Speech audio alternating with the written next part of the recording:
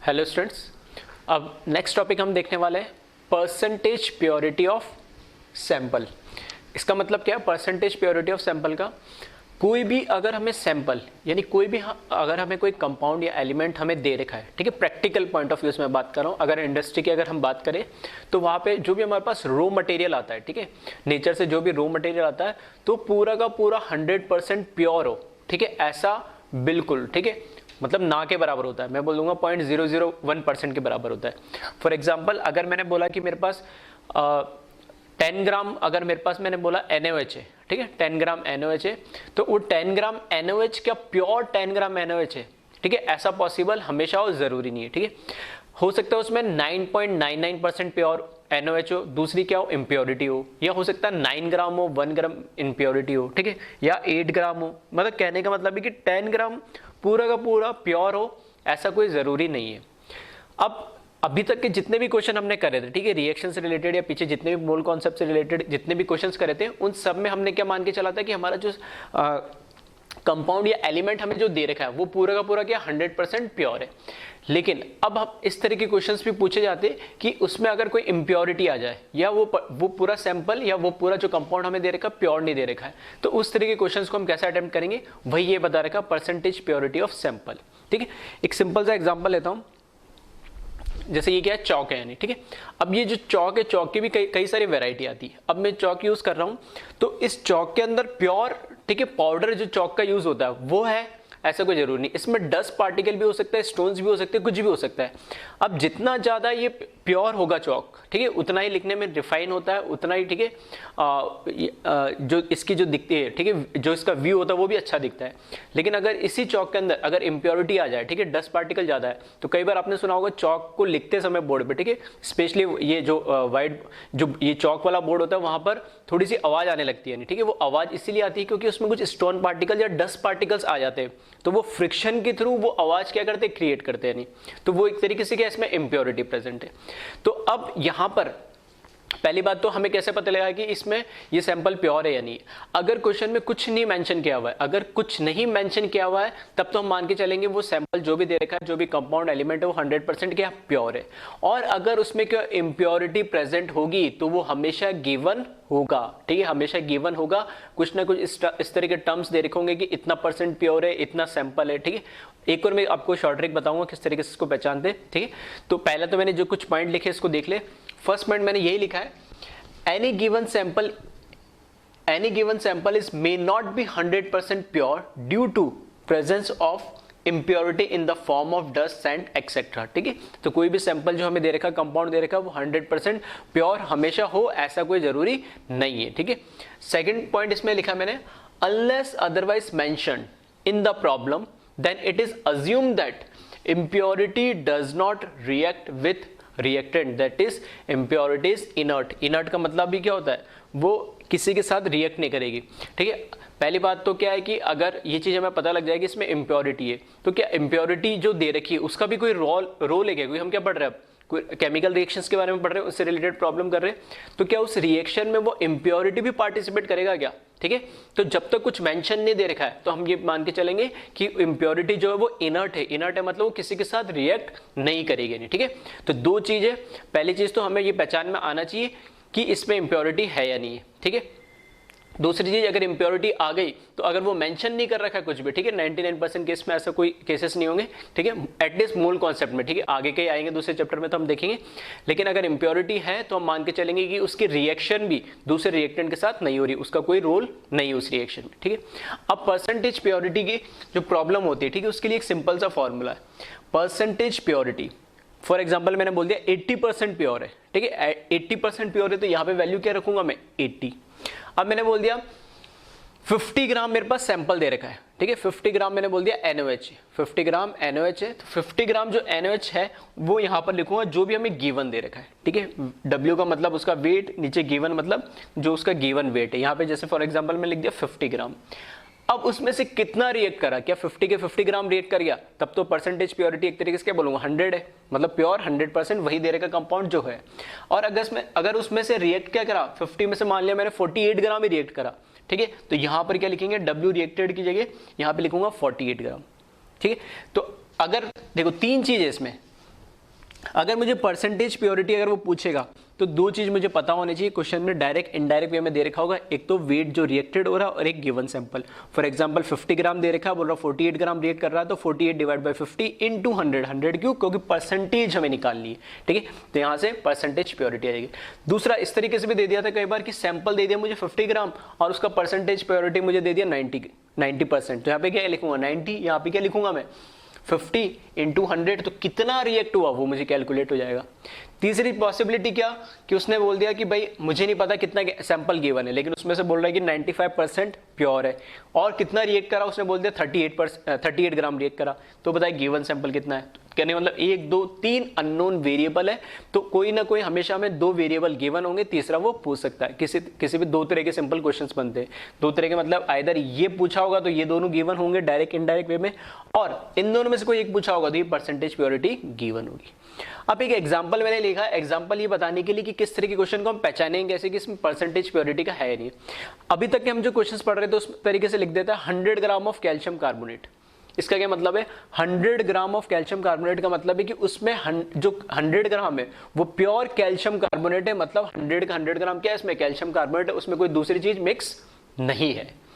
एक वर्ड इसमें जनरली हम जो यूज करते हैं, एक वर्ड जनरली यूज करते हैं वो है सैंपल, ठीक है। वहां ऊपर भी लिखा मैंने, यहां पे भी लिख रहा हूं 100 gram sample of calcium carbonate. Sample बोलते ही मतलब सैंपल का मतलब है कि एक से ज्यादा कंपोनेंट एक उसमें क्या मिक्सचर आने लगे, तो सैंपल का मतलब है कि कैल्शियम कार्बोनेट का सैंपल है, उसमें मतलब कैल्शियम कार्बोनेट के अलावा कोई दूसरे एलिमेंट या कंपाउंड भी क्या है, मिक्स है यानी, ठीक है। तो इस तरीके से जब वर्ड मिल जाए तो हमें सैंपल तो समझ लेना कुछ ना कुछ उसमें इंप्योरिटी मिलेगी, तो इस तरीके से मिल जाएगा 100 gram sample of calcium carbonate having 80% purity, ठीक है। 100 ग्राम है लेकिन उसमें से जो कैल्शियम कार्बोनेट है इसकी प्योरिटी कितनी है 80%, मतलब 100 में से कितना 80 ग्राम ही क्या हमारे पास कैल्शियम कार्बोनेट है, और दूसरा जो 20 ग्राम है वो इसमें हमारे लिए क्या है, इम्प्योरिटी का काम करेगी, ठीक है। तो यहां पर अगर मैं बात करूं इसकी, अगर मैं बोलूं कि कितना, ठीक है, इसमें अब जैसे इसके अकॉर्डिंग चलूं तो यहाँ परसेंटेज प्योरिटी ये तो क्या हो गया 80%, ठीक है। गिवन सैंपल कितना हो गया 100 ग्राम और कितना रिएक्ट करेगा वो 80 ग्राम करेगा, ठीक है। तो ये तो सिंपलेस्ट वे में दिया है, हमें हो सकता है केमिकल रिएक्शन के फॉर्म में दे दे, ठीक है। तो उसी पे एक प्रॉब्लम में ले रहा हूं ताकि ये चीज आपको समझ में आए। तो एक बार इसको कॉपी कर ले वीडियो को पॉज करके, और फिर मैं इससे रिलेटेड एक केमिकल रिएक्शन वाली प्रॉब्लम लेता हूं।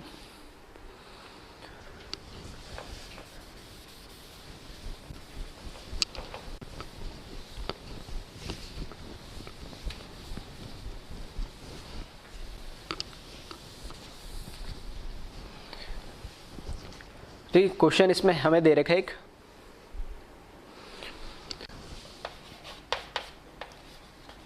200 gram sample of HCl having 73% purity, ठीक है। 200 gram sample of HCl having 73% purity, then calculate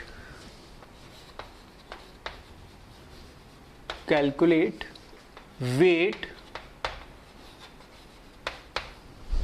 then calculate weight of NaOH sodium hydroxide required to neutralize given sample of HCl, ठीक है। अब यहां पर हमें क्या दे दिया, इक्वेशन दे दिया 200 ग्राम सैंपल ऑफ HCl है, उस सैंपल की जो प्योरिटी है वो 73% है। इसका मतलब है कि उसमें 73% ही क्या है HCl है। अगर 73% ही HCl है तो रिमेनिंग क्या हो जाएगा, उसमें कोई ना कोई इम्प्योरिटी होगी।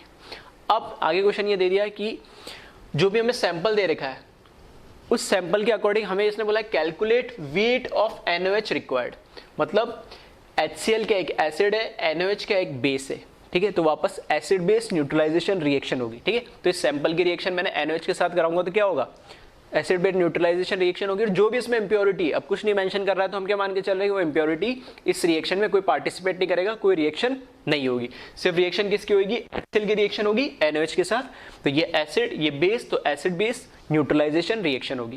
तो ये कह रहा है कि जब ये एसिड जितना भी हमें दे रखा है तो मैं कितना बेस इसमें यूज करूं ताकि पूरा का पूरा जो HCl दे रखा वो क्या हो जाए, न्यूट्रलाइज हो जाए। ठीक है, ये हमारा क्वेश्चन है। तो देखिए इसको, अब पहले तो क्या करूं, मेरे पास HCl कितना वो मैं पता कर लूं। तो HCl कितना पता करने के लिए मुझे देखो, परसेंटेज प्योरिटी मुझे दे रखा है 73%, कितना रिएक्ट होगा हमें नहीं पता है, लेकिन कितना गिवन दे रखा वो मुझे दे रखा है 200 ग्राम। तो यहां से मुझे पता लग जाएगा कि एक्चुअल सैंपल कितना रिएक्ट करेगा, वो कितना गिवन होगा। ठीक है, तो यहां से अगर मैं इसको देखूं, ठीक है, इस फॉर्मूले में एज इट इज इसकी क्या रख दे, हम वैल्यू रख दे। तो परसेंटेज प्योरिटी जहां लिखा हुआ है, परसेंटेज प्योरिटी जहां लिखा हुआ है वहां पर, ठीक है, वहां पर तो हम क्या लिख देंगे 73 इस फॉर्मूले के अकॉर्डिंग। ठीक है, यहां पर परसेंटेज प्योरिटी तो वेट ऑफ, ठीक है,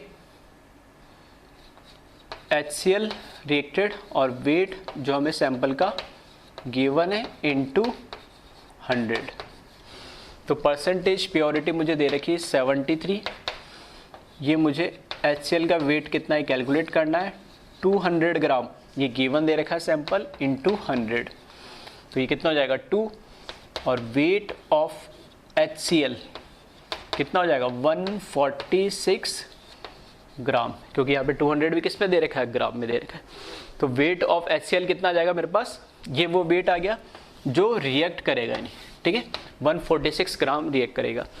अब हमें पता है एसिड बेस न्यूट्रलाइजेशन रिएक्शन के अंदर ये एसिड है और ये हमारा क्या है NaOH बेस है, ये दोनों रिएक्ट करके सॉल्ट बनाते हैं NaCl प्लस H2 वाटर बनाते हैं।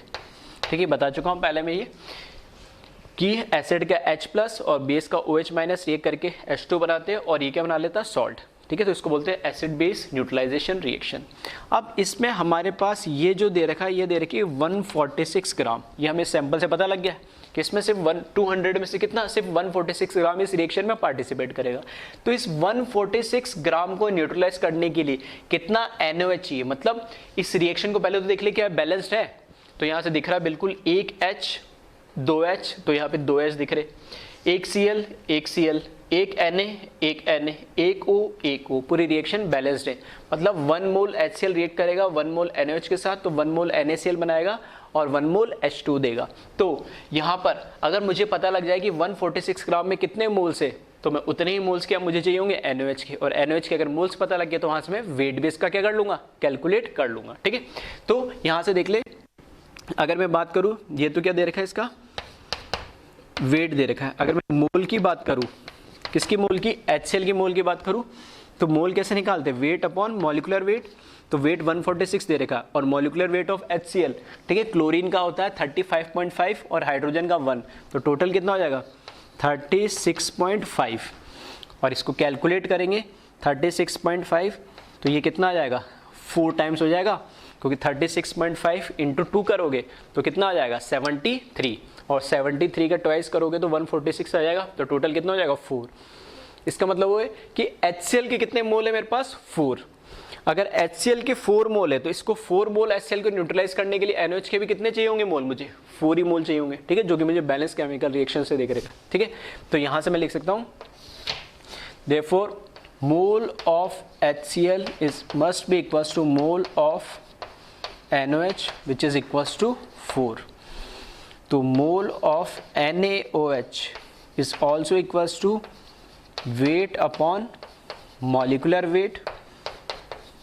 तो मोल दे दिया मुझे 4, वेट, ठीक है, वेट मुझे कैलकुलेट करना है किसका, NaOH का, कि कितना वेट हमें लेना है। नहीं, ठीक है, हो सकता है क्वेश्चन में मोल भी पूछ लेता और डायरेक्ट आंसर वही खत्म हो जाता।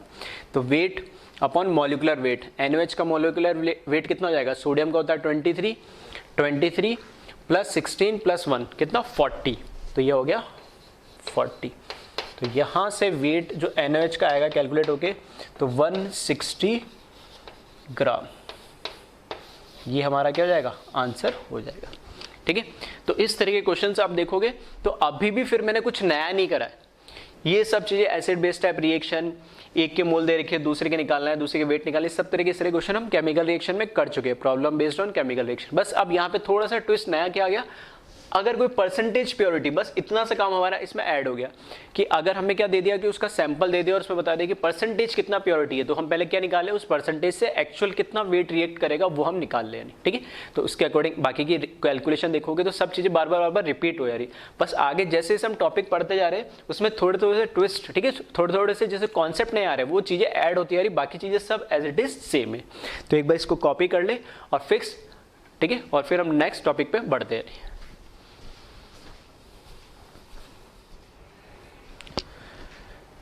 नेक्स्ट टॉपिक है परसेंटेज यील्ड ऑफ रिएक्शन।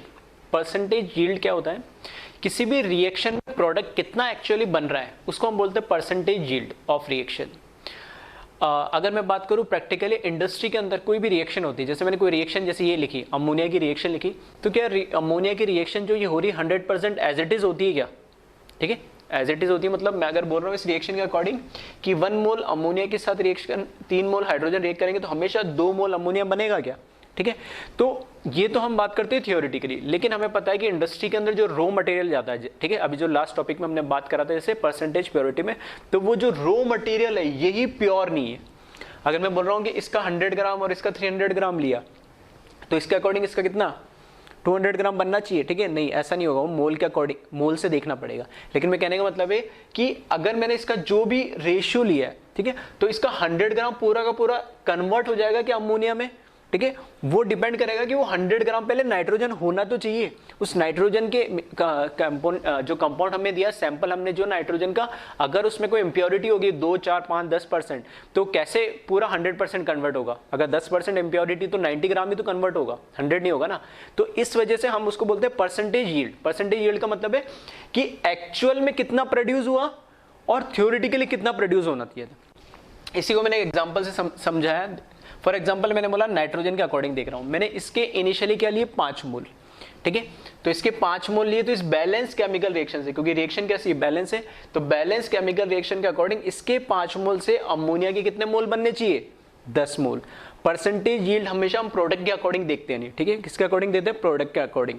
तो इस बैलेंस केमिकल रिएक्शन के अकॉर्डिंग अगर नाइट्रोजन के 5 मोल मैंने लिए, ठीक है, मॉलिक्यूल के, तो अमोनिया के कितने मॉलिक्यूल बनेंगे, 10 मोल इस बैलेंस केमिकल रिएक्शन से, क्योंकि मुझे दिख रहा है 1:2 के रेशियो में हो रहा है, ठीक है। तो इसको मैं बोलूंगा थियोरेटिकली प्रोड्यूस्ड, टीपी, ठीक है, शॉर्ट में मैं इसको टीपी बोल रहा हूँ, थियोरेटिकली प्रोड्यूस। मतलब थियोरेटिकली मुझे दिख रहा है कि जितना मैं नाइट्रोजन के मोल्स लूंगा उसके डबल ही क्या बनेंगे, अमोनिया के मोल्स बनेंगे। लेकिन प्रैक्टिकली मैंने देखा कि जब मैंने इसके 5 मोल लिए तो इसके अमोनिया के 8 ही मोल बन रहे हैं। यानी प्रैक्टिकली मैंने क्या देखा कि जब इसके 5 मोल लिए तो, ठीक है, अमोनिया की क्या 8 ही मोल बन रहे। एक एग्जांपल लिया जस्ट मैंने, ठीक है, तो मैंने इसको क्या बोला, एक्चुअल प्रोड्यूस्ड। मतलब एक्चुअली तो इसके 8 ही मोल प्रोड्यूस हो रहे, लेकिन थ्योरेटिकल कितने होने चाहिए थे, 10। तो ये परसेंटेज यील्ड हमें बताता है कि उसकी एक तरीके से रिएक्शन की एफिशिएंसी कितनी है, या वो कितना हमारा जो प्रोडक्ट है वो प्रोड्यूस हो रहा है, वो किस पे डिपेंड करेगा कि हमारे पास जो रिएक्टेंट दे रखे उनकी प्योरिटी कितनी है। तो अगर सिर्फ पूछे परसेंटेज यील्ड बताओ, तो परसेंटेज यील्ड कैसे बताते हैं कि कितना हमारे पास एक्चुअल प्रोडक्ट मिला और कितना थ्योरेटिकली बनना चाहिए था, दोनों का रेशियो मल्टीप्लाई बाय 100 कर देंगे तो वो क्या बताएगा, परसेंटेज यील्ड। वही मैंने लिखा इसका फॉर्मूला। परसेंटेज यील्ड का मतलब है या तो वेट भी हो सकता है या मोल, किसी भी फॉर्म में आप लिख सकते हो, ठीक है, या तो वेट और मोल। एपी का मतलब है एक्चुअल प्रोड्यूस्ड, ठीक है, अब मैं पूरा नहीं लिख रहा हूँ, शॉर्ट में लिखा मैंने, एपी मतलब एक्चुअल प्रोड्यूस। कितना हमारे पास वेट एक्चुअल बना है प्रोडक्ट का, या कितने मोल्स एक्चुअल हमें बने, वो तो हमें लेंगे हम न्यूमरेटर में, और डिनोमिनेटर में लेंगे वेट और मोल एक्चुअल, सॉरी वेट और मोल जो थ्योरेटिकली कितना प्रोड्यूस होना चाहिए था, टीपी। टीपी का मतलब है थ्योरेटिकली जो प्रोड्यूस हुआ है। तो थ्योरेटिकली कितना हमारा प्रोडक्ट बनना था वो तो आएगा डिनोमिनेटर में, वो वैल्यू हमेशा मिलेगी ज्यादा, और एक्चुअल ठीक है, वो मिलेगी हमें न्यूमरेटर में, हमेशा लगेगी कम। अगर एक्चुअल भी 10 हो जाती तो दोनों परसेंटेज यील्ड क्या हो जाता 100%, मतलब जितना हम ले रहे उतना को उतना क्या कर रहा प्रोडक्ट में कन्वर्ट कर दे रहा है, तो वो 100% यील्ड 100 मैक्सिमम हो जाएगी। लेकिन कभी इससे 10 से तो ज़्यादा होगी नहीं, इस बैलेंस केमिकल रिएक्शन के अकॉर्डिंग 10 से तो ज़्यादा होगी नहीं, मतलब जितना हमने थ्योरेटिकली होना चाहिए था उससे कभी ज़्यादा एक्चुअल नहीं हो सकता, उसके बराबर हो सकता है। तो या तो 100 होगा या 100 से कम ही हमें परसेंटेज यील्ड मिलेगा। ठीक है, तो ये कॉन्सेप्ट समझ में आया होगा कि परसेंटेज यील्ड का मतलब क्या होता है। परसेंटेज यील्ड का मतलब है कि कितना हमारा, ठीक है, किसी भी केमिकल रिएक्शन के अकॉर्डिंग कितना हमारा प्रोडक्ट प्रोड्यूस हो रहा है। ठीक है, तो वो डिपेंड करेगा कि हमारे पास जो हमने रिएक्टेंट लिए उनकी प्योरिटी कितनी है। तो इसमें भी वापस वही चीज़ है, परसेंटेज यील्ड पूछेगा तो ये दो चीज डायरेक्ट और इनडायरेक्ट वे में गिवन दे रखी होगी।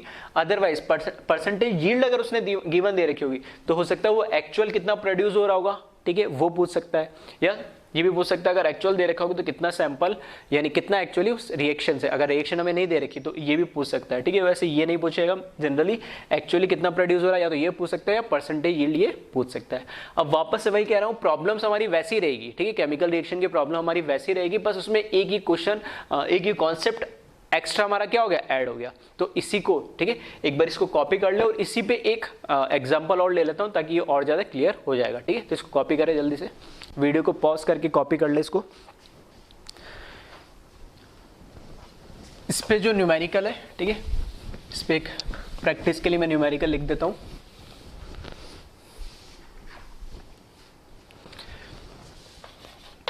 इसमें मैं दे रखा 12.8 ग्राम ऑफ SO3, ठीक है, सॉरी SO2 सल्फर डाइऑक्साइड है। 12.8 gram of SO2 react with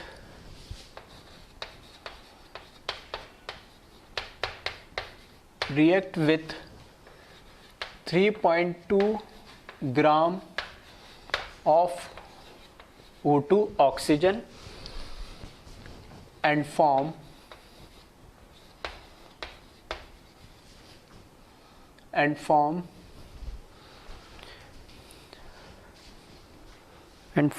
SO3 sulfur trioxide and form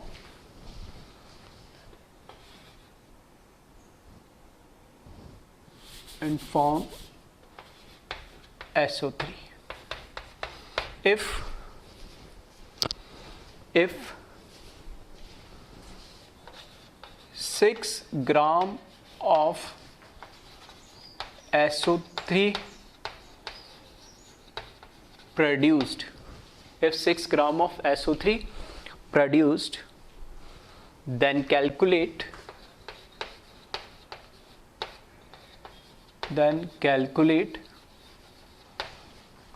percentage yield of reaction।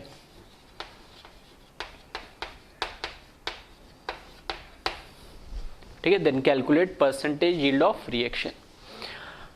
देखो क्वेश्चन क्या दे रखा है, 12.8 gram of SO2 react with 3.2 gram of O2। SO2 की reaction O2 के साथ हो रही है और क्या बना रहा है, SO3 बना रहा है। Sulphur dioxide react with oxygen and form SO3।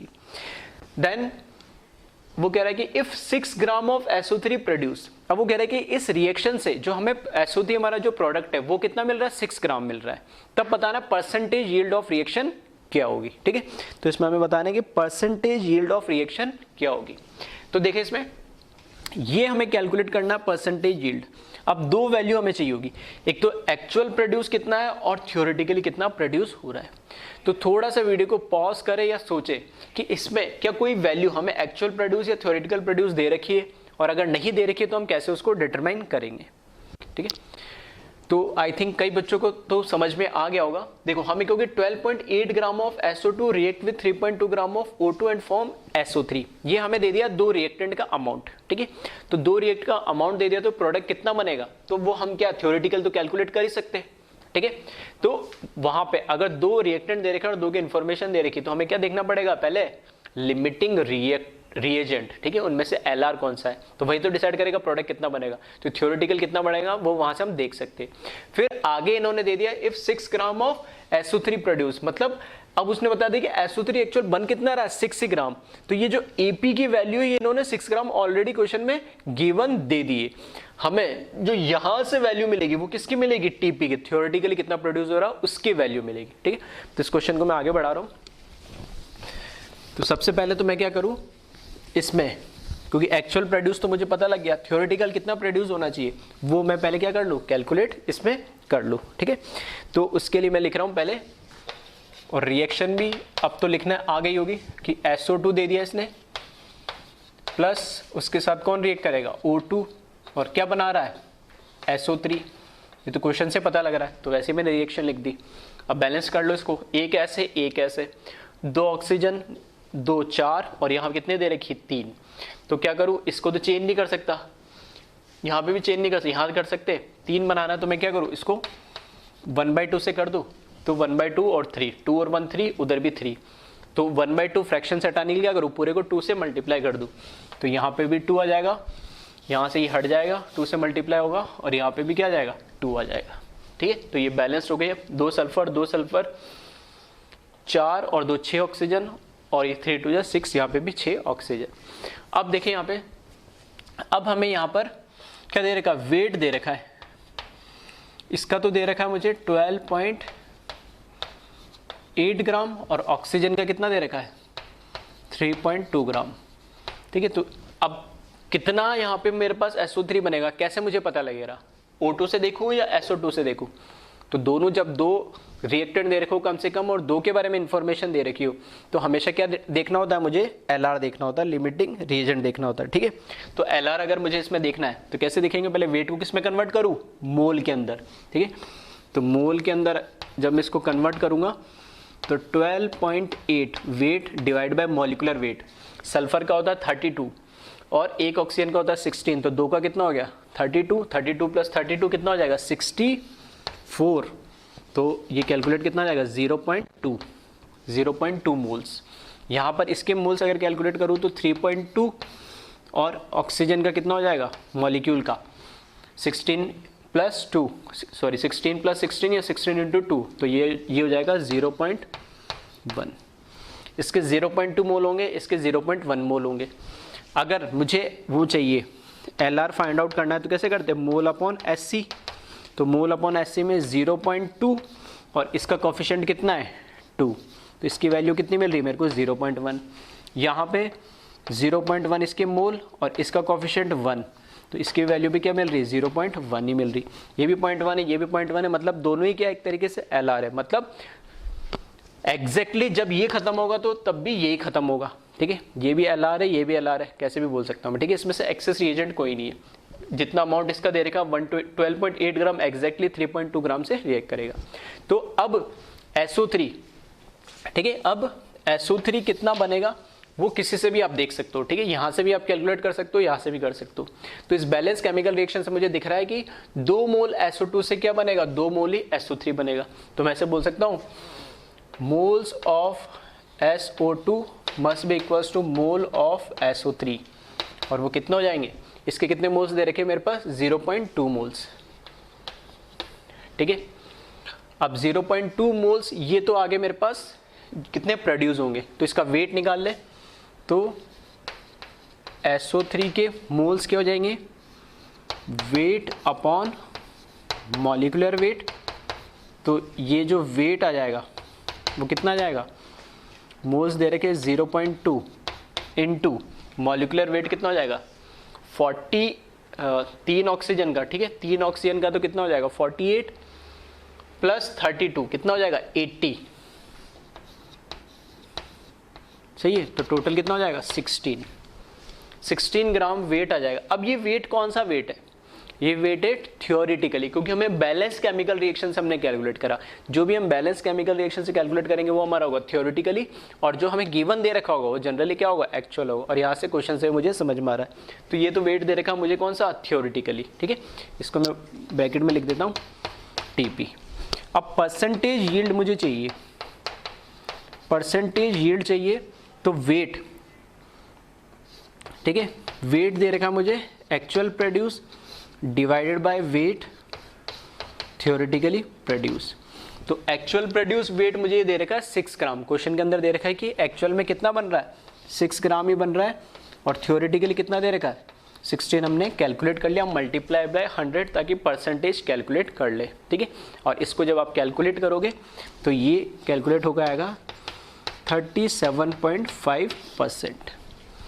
कहने का मतलब ये कि थ्योरेटिकली तो हमारे पास जो इस बैलेंस केमिकल रिएक्शन से 16 ग्राम बनना चाहिए था SO3, लेकिन एक्चुअल में बन कितना रहा है 6 ग्राम ही बन रहा है। इसका मतलब है कि जो भी हमारे पास सैंपल था उस सैंपल के अंदर कुछ ना कुछ इम्प्योरिटी रिएक्टेंट में, जो कि पूरा का पूरा किसमें प्रोडक्ट में कन्वर्ट नहीं हो पाया। या मैं ऐसे बोल सकता हूँ कई बार हमारी मशीनरी की एफिशिएंसी है जो रिएक्टेंट को प्रोडक्ट में कन्वर्ट कर पा रहा है, वो प्रोसेस की एफिशिएंसी इतनी नहीं है कि उसको 100%, कितनी एफिशिएंसी है 37.5%, मतलब हमारा प्रोडक्ट सिर्फ इतना ही कन्वर्ट हो पा रहा है, ठीक है।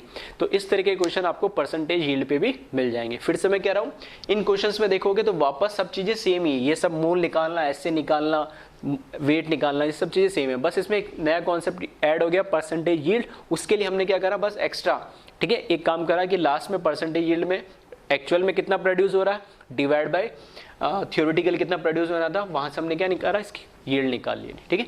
तो एक बार इसको कॉपी कर ले, फिर नेक्स्ट हम कॉन्सेप्ट देखते हैं।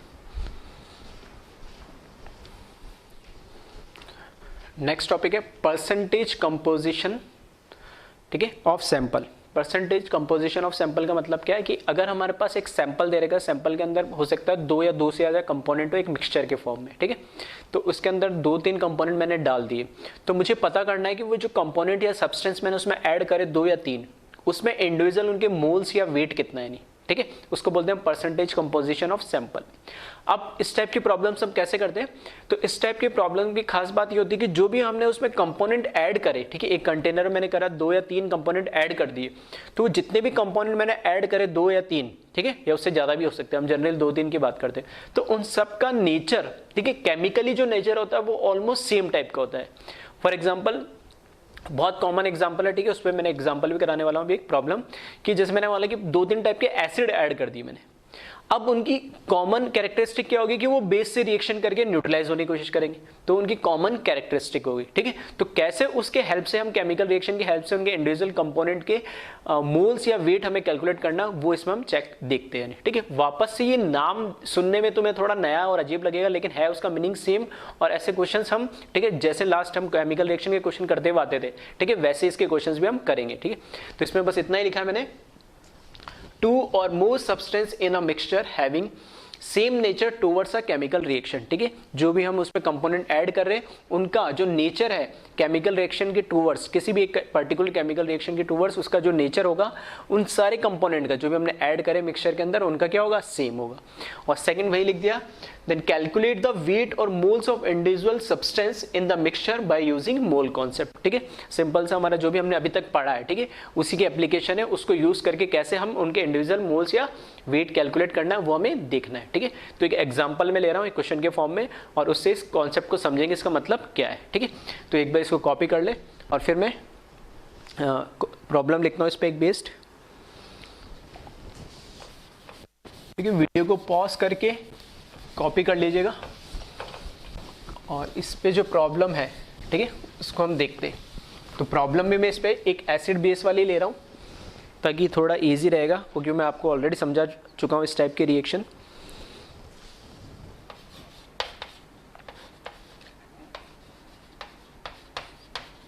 Ten moles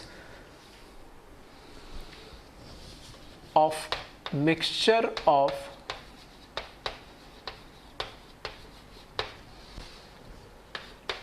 HCl and H2SO4, 10 moles of mixture of HCl and H2SO4 required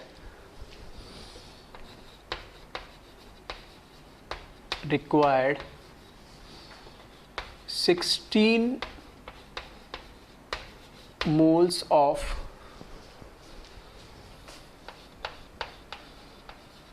NaOH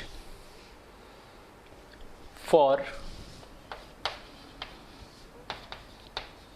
complete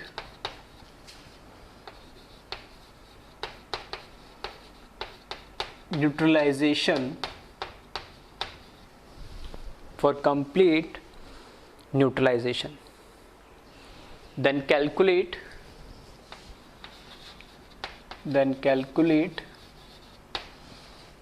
percentage of HCl. ये calculate percentage of HCl in mixture लिख देते, इन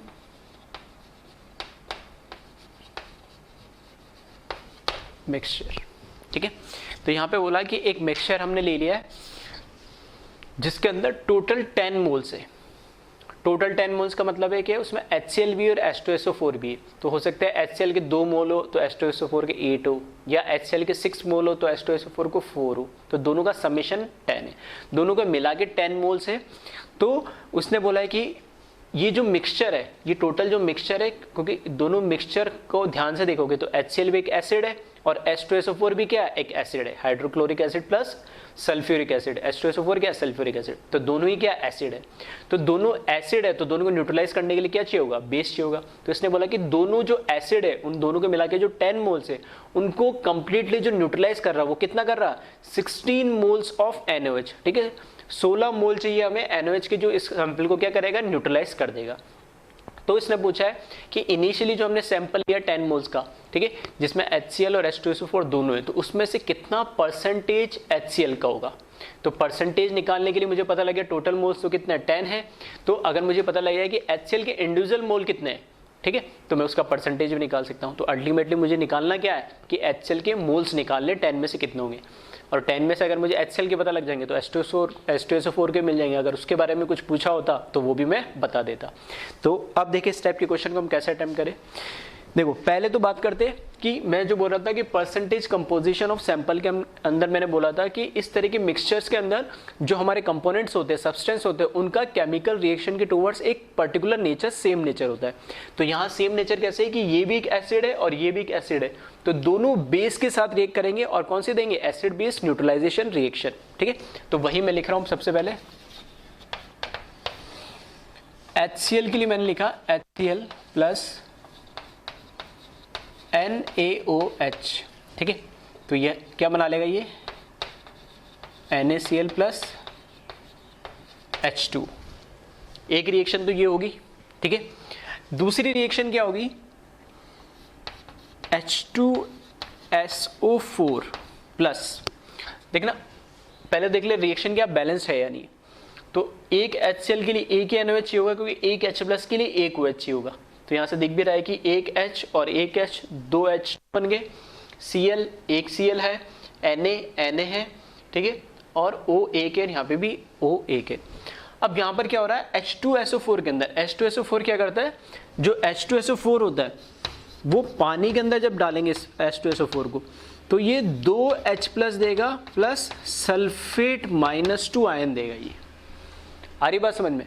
जब हम HCl को हमने पानी के अंदर डाला तो ये एक H प्लस और एक Cl माइनस दे रहा है, बस दोनों में डिफरेंस समझ में आ रहा है कि HCl तो एक H प्लस आयन दे रहा है, लेकिन H2SO4 के अंदर 2H प्लस है, 2H प्लस और पूरे सल्फेट पे 2 माइनस होता है, तो -2 और एक H पे 1 प्लस, तो 2 पे टोटल 2 प्लस, तो टोटल +2 और टोटल -2, तो ये क्या इलेक्ट्रिकली भी न्यूट्रल है।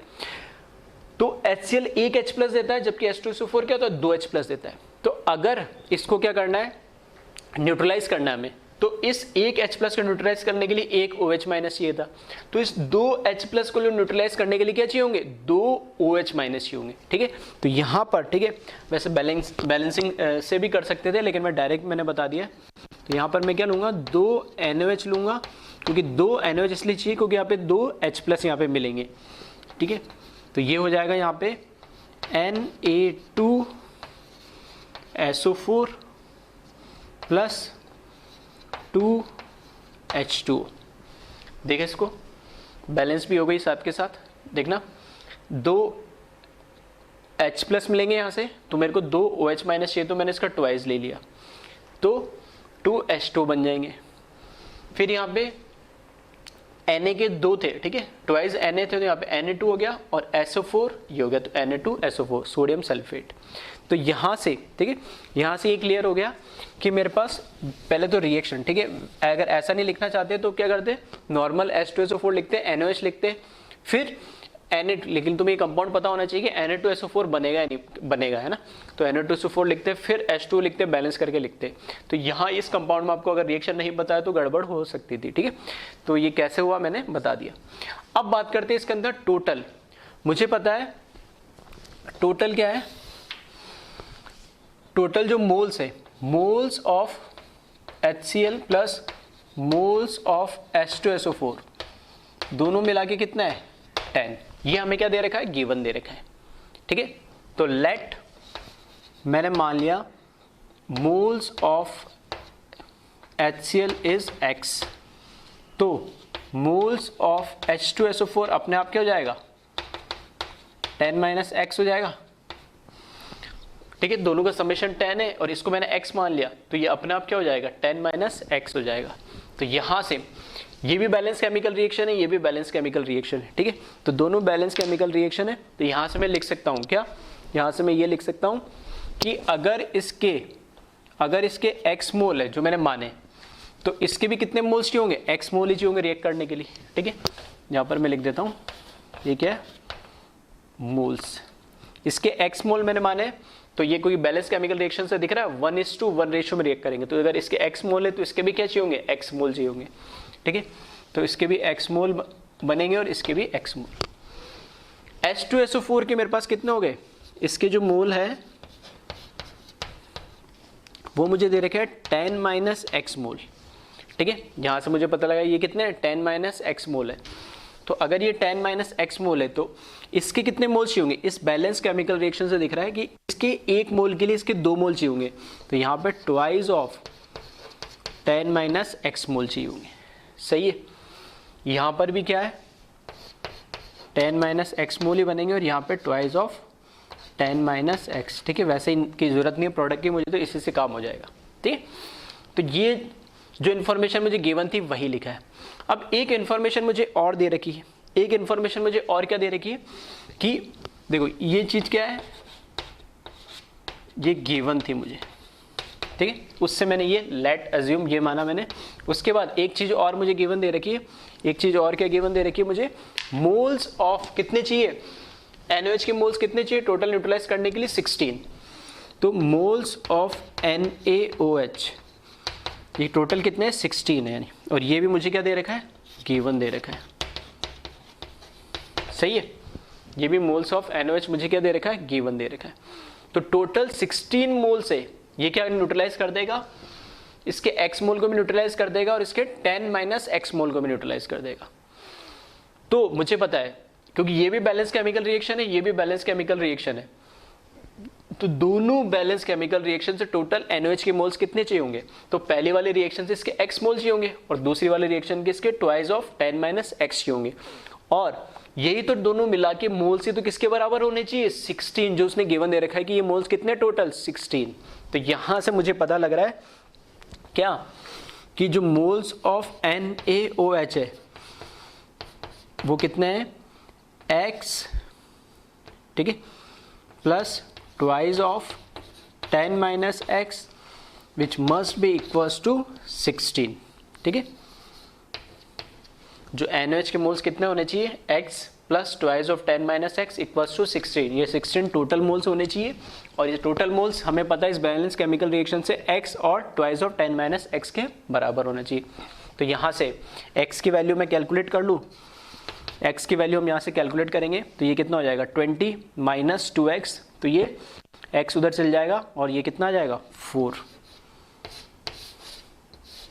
बस x की वैल्यू 4 आई। इसका मतलब क्या हुआ, ये 4 मोल्स हो गए, ये भी 4 हो गए, ये भी 4 हो गए, तो ये अगर 4 हुआ तो ये कितने हो जाएंगे 6, ठीक है। और इसको चेक भी कर सकते हैं, देखो यहाँ मैं लिख रहा हूँ इसके 4 मोल्स हो गए, ये भी 4 मोल्स हो गए, तो ये कितने हो जाएंगे 6 मोल्स, और ये भी कितने हो जाएंगे, ये इसके 12 डबल हो जाएंगे, ट्वाइस 12। देखना इसके 4 मोल इसके 4 मोल के साथ रिएक्ट करेंगे और इसके 6 मोल इसके 12 मोल के साथ, तो देखना 4 प्लस 6 10 होना चाहिए, जो कि 10 है, यही तो दे रखा है मैं गिवन, 4 प्लस 6 10 आना चाहिए, 10 दे रखा है। और इसके भी इस पूरे को न्यूट्रलाइज करने के लिए इसके कितना होने चाहिए 16 मोल, तो 4 + 12 देखना 16 होना चाहिए, और वही उसने दे रखे 16 मोल्स जो मैंने गिवन में लिखा है, ये 16 मोल्स। ठीक है, बस हो गया क्वेश्चन।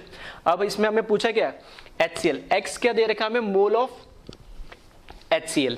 ठीक है, तो अगर इसके मुझे मोल्स पता लग गए, और तो इसका क्या पूछा है इसने, परसेंटेज पूछा है, तो परसेंटेज अगर मुझे पूछा है परसेंटेज ऑफ HCl, तो HCl के कितने मोल आ गए 4, टोटल मिक्सचर के मोल्स कितने दे रखे मुझे 10, इंटू क्या कर दूं 100, परसेंटेज आ जाएगी। ठीक है, तो कितना आ जाएगा 40%, ये हमारा क्या हो जाएगा, आंसर हो जाएगा। ठीक है, तो इस तरीके से इस क्वेश्चन को भी ध्यान से देखोगे तो क्वेश्चन में कुछ हमने नया कुछ करा नहीं। ठीक है, बेसिक से फंडामेंटल्स हमसे यूज करें और लॉजिकल, ठीक है, जो बेसिक लॉजिकल्स होते हैं, ठीक है, क्वेश्चन में जो लैंग्वेज बोली थी वो हमने यूज करा था। हाँ, इस टाइप के क्वेश्चन का मीनिंग क्या होता है वो मैंने इस टॉपिक, ठीक है, ये टॉपिक की हेडिंग डाल के मैंने दे दिया कि परसेंटेज कंपोजिशन ऑफ मिक्सचर, मतलब मिक्सचर एक टाइप के पर्टिकुलर रिएक्शंस देते हैं, उसमें हो सकता है 2 भी कंपोनेंट हो 3 भी हो। ठीक है, तो वो उसकी हेल्प से इस तरह के क्वेश्चन हमें कैसे सॉल्व करने हैं वो मैंने बता दिया। ठीक है, तो एक बार इसको कॉपी कर ले।